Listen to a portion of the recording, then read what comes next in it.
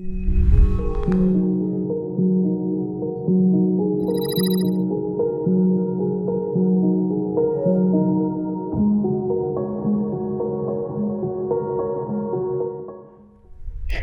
I'm just so grateful to welcome my sister, dear Amy Elizabeth Fox from the Mobius Institute. And sister, how are you?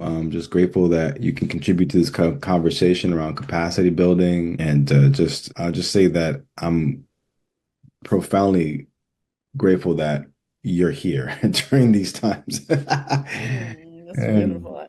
Well, I feel very much the same way, Angel. It's such a privilege to be any part of the beautiful work that you're doing to help education move in a more healing-centered way. And it's a privilege to be in partnership with you. no, thank you. You're easy to drop deep with very quickly. One of the things that I've observed in your work is, your capacity to talk about healing in the workplace and from the perspective of business and executives in particular. And I do think that what your work and Mobius as well has been building capacity. In the broadest sense, it's building our capacity. So if I asked you, like, in your work, in the spirit of your work, capacity for what? Mm. Well, maybe I'll answer it in two vectors because at Mhm. one level you could say, and as you are correctly pointing to, that all the work I do with senior business leaders is building their capacity to lead in a context that's more and more complex and Mhm. ambiguous and in some ways stressful. And so I've spent a lot of time in the last 20 years thinking about what are the mature qualities of soul that are required to lead people well through a time where they're by definition dancing with the mystery. And I think this threshold that we're all on collectively requires a very different level of inner development and refinement than most of these executives have been invited to mature or to investigate in terms of self-awareness and inner healing. Mhm. So those capabilities as examples, one would be how to sense a system and really lead from your intuition and not just intellectual analysis. A second thing would be how to build real dialogue so that you can source your decisions from the collective intelligence from all parts of the organization and honoring myriad and diverse voices from within that organization. Third one would be sort of emotional attunement and emotional resonance so that you can create real psychological safety and trust so that people can bring their whole selves to the workplace. And Mhm. maybe a last one, just to give a couple of illustrative examples, to be embodied enough to feel that a healthy rhythm of work and rest, and not to be in a kind of constant hyperdrive, exertion, and spaciousness scarcity, which many of these executives live their lives with. Very little stillness, very little time for reflection, very little time for intimacy, very little time for expressing their own emotional needs and meeting the Mhm. needs of those that walk with them in their workplace. So I'm trying to build the capability to create a much healthier organizational ecosystem that respects our needs for interdependence and for purpose and meaning making and for feeling connected to something larger. So in some ways, capability building for hope might Mhm. be one way to say it. And Yeah. with practitioners, I think there the capability building is to clean your own vessel so profoundly that you bring a quality of presence and a real unconditional love to the leaders that you're working with. But in order to be that vehicle of expressing that quality of love, you have to have already somehow come to terms with all the more fragile and Mhm. vulnerable parts of your own inner heart and not to be in resistance to them or shame about them or distant from them. So maybe those are two kinds of vectors of capability building. Yeah, I like this idea of vectors of capabilities, Mm. and in just that response, it's a kind of a master class already. Um, around this moment, and it was reminded there was a book that I had touched during grad school around burnout, and it was Mm, a soul craft, mm, soul crafting at work. yes, And so one of the first few things was about soul, how do we cultivate which is a deep way to think about things in the context of business. Usually spirit and business yeah, with the odd feeling around that. Usually spirit and business don't mix, but yet it is spirit that generates the momentum for that's people right. to lead in. But the mission of an organization is spirit, Is the, spirit, of the course. thrust of a marketplace that brings people together to exchange goods is spirit. Mm, So much there. So I'm wondering, just kind of really dropping into everything you said and slowing down a little bit to sense into like the way that you hold the space mm, for these folks to do this soul searching, this deep work. Can you say more about that? Like how you hold the space mm, for these folks who are already like moving at Mach speed, yes. already are holding so much. Mm, Um, and in that holding could be a bit guarded. Um, like because I know you shared so much, so there's just such a rich question to have the community listen to you respond to. Is like, how is it that what do you do? mm. Yeah, it's a precious question.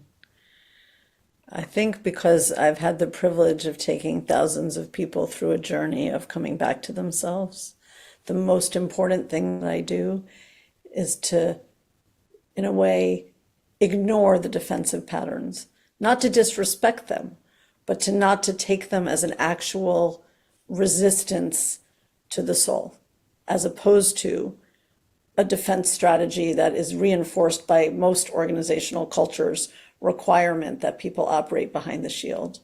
So when they walk into the classroom on the opening night and they're formal and their conversations are superficial and they look drained and exhausted, I'm in relation to the person who's going to leave on Friday having written poems, having made paintings, having told the story of their life, having cried the uncried tears they've been walking with for decades.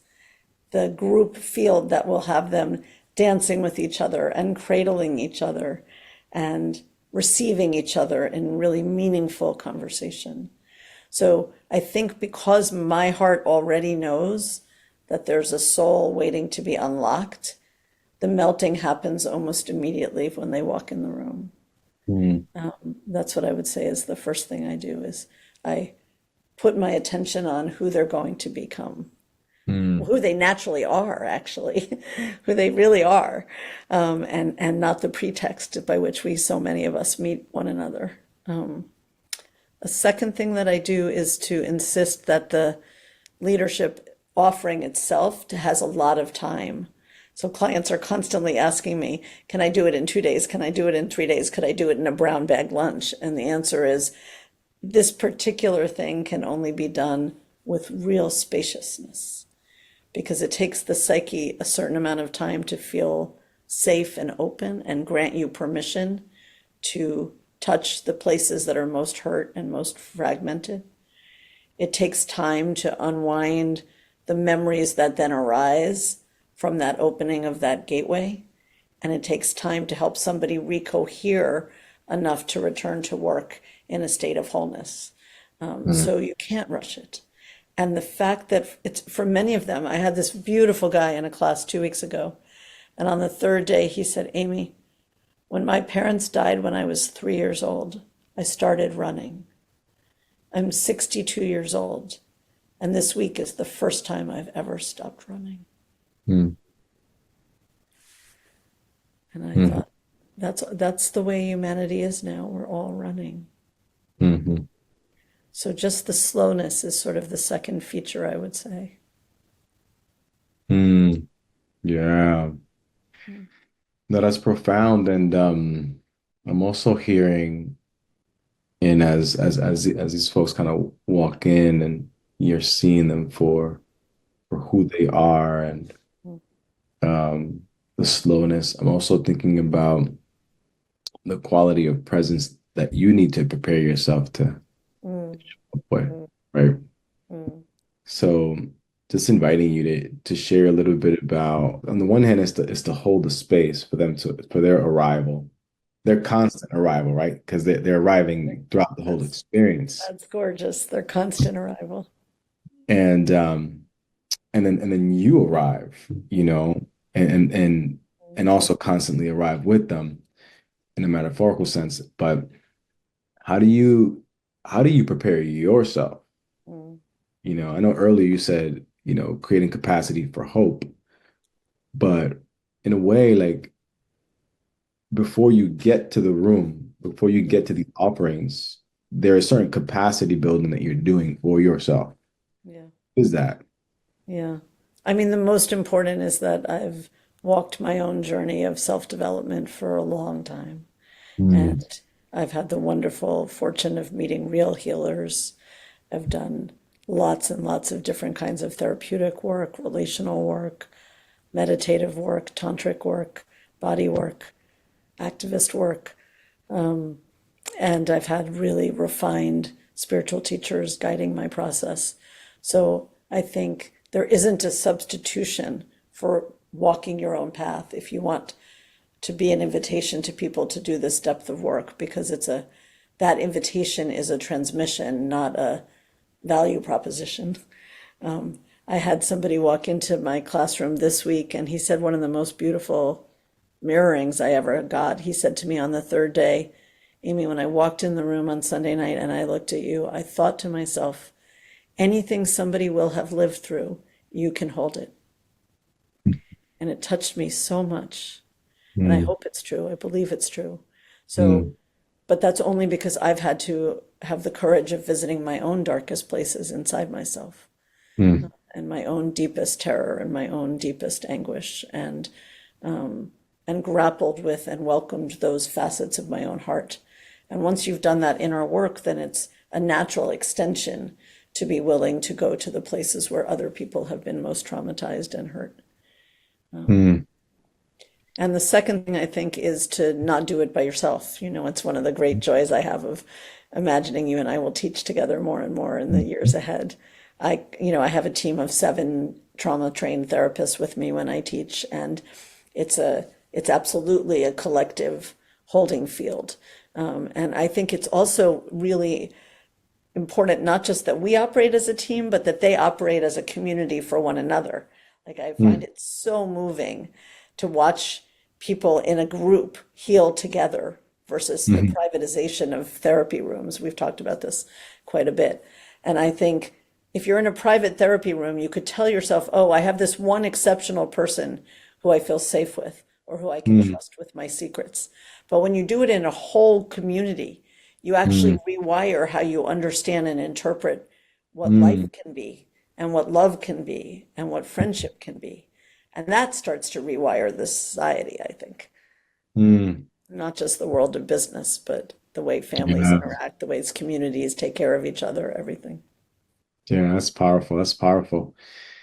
You know, 2024, 2025 coming, artificial intelligence, quantum computing, the the boundaries, the planetary boundaries that we've identified, us pushing the threshold around our climate, political polarization happening globally, not just in the United States.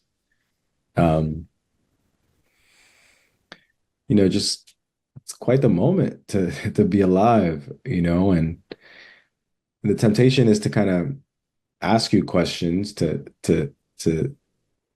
to get that amazing wisdom that Amy has. I just wanted to give you an opportunity to ask questions.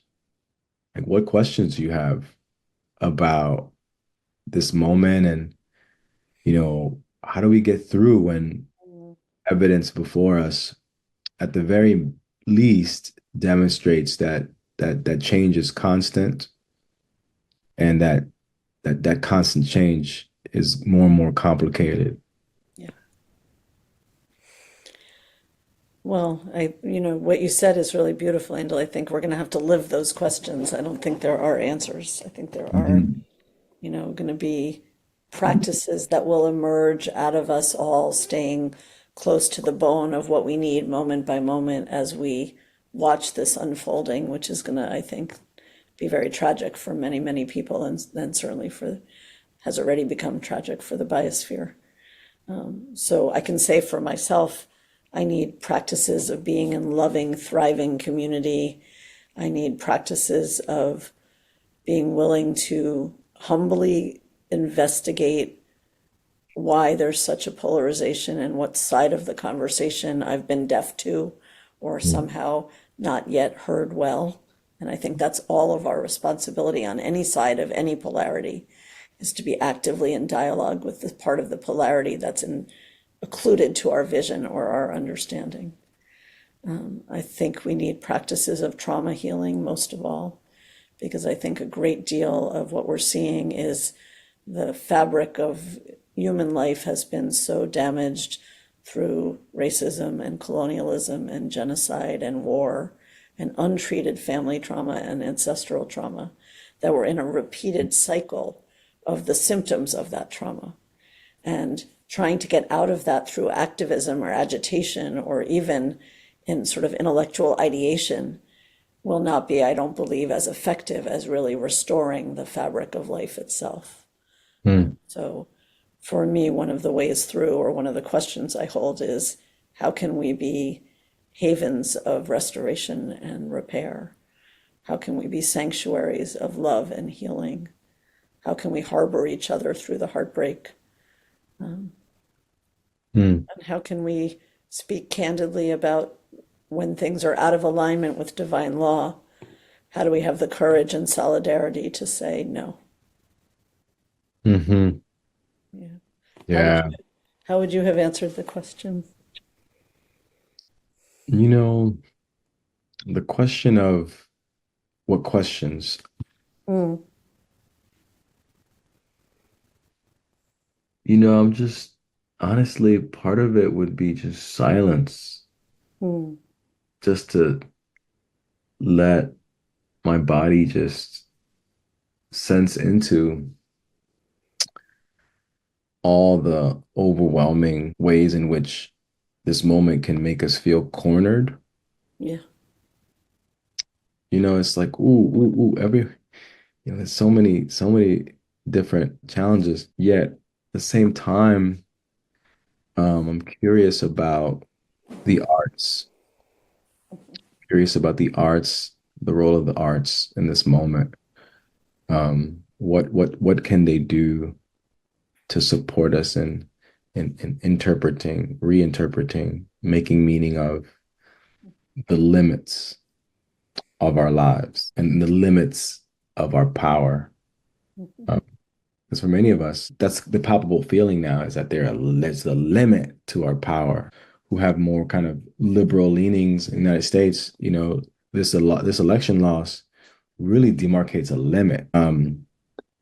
And curious about what art can do to support with making meaning and moving from meaning to strategy to prototyping to action. Also curious in like old and existing cultural and traditional ways Mm, of, of celebrating mm, and and being in a practice of joy. I grew up in a Dominican family, and yeah.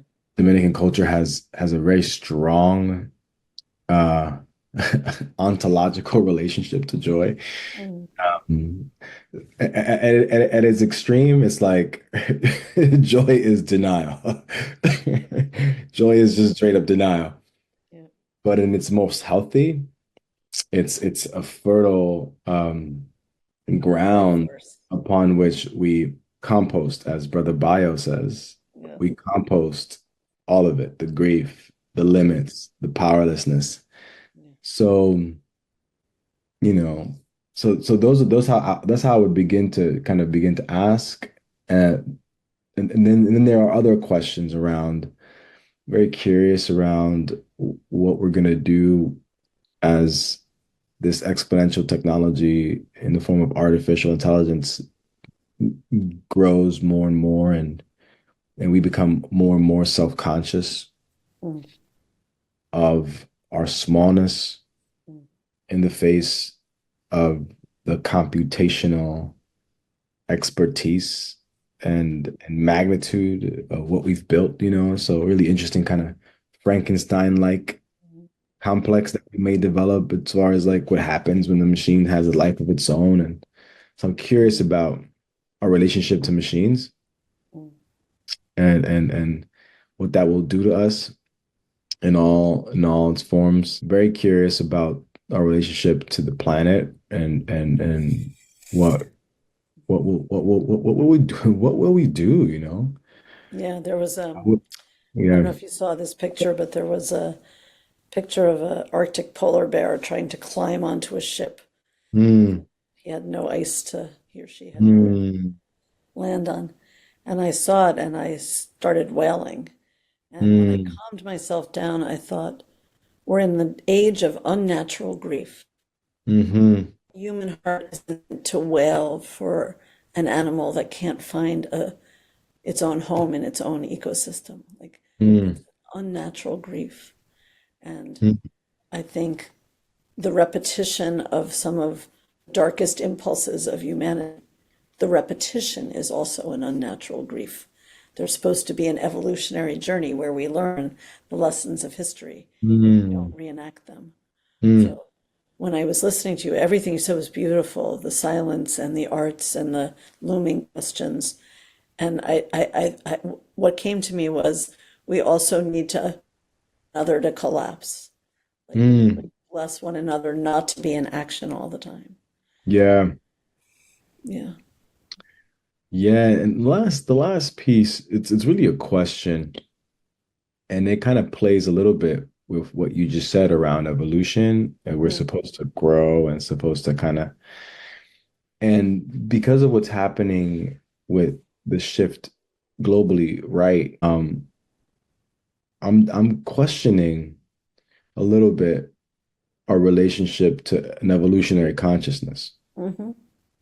in terms of is is it in terms of capacity building in this moment, how useful is it to develop a more dynamic relationship to how we view the growth of consciousness that includes the regress Yeah. and the progress, right? So I don't know. I don't know, but there's something there that gives me a little bit of space not to get too frustrated as I see things kind of recede, because in that recession, you catch me on a weekday and it just takes me. It just takes me. So so yeah, just kind of playfully thinking about that as well. Yeah, and phenomenologically, we would have to say that's a more accurate description of what's unfolding. So I think that's a really important refresh of the notion of it's all progressive. It's actually obviously both progressive and sometimes regressive. I think that's right. The other thing that came to me Mhm. while you were talking, sorry, I just get so excited by Yeah. what you're saying. I think one of the most important things is going to be finding a poetics of unity. So Mm. if we think of this moment as calling for higher consciousness, Hmm. um, then I think the work is really to become more and more ourselves, a field of unity inside ourselves, in terms of how we relate and host and cradle all the different dimensions of our psyche, more capable of being a unified field for a variety of points of view and perspective, and ultimately more in a deeper communion with the divine. And Mm. I think there is a lot of hope in that walk. Hmm. Yeah. Yeah, deeper community with the divine. Yeah. That again, back to soul craft and spirit, and just how useful it is to be in dialogue with each other. I'm really grateful for you, Amy. I'm excited to deepen our relationship, and I'm really grateful that the community can kind of hear your perspective around uh, your work, your legacy, and capacity building. Just thank you so much for taking the time to talk, you know. Very precious. And thank you, everybody, for joining us.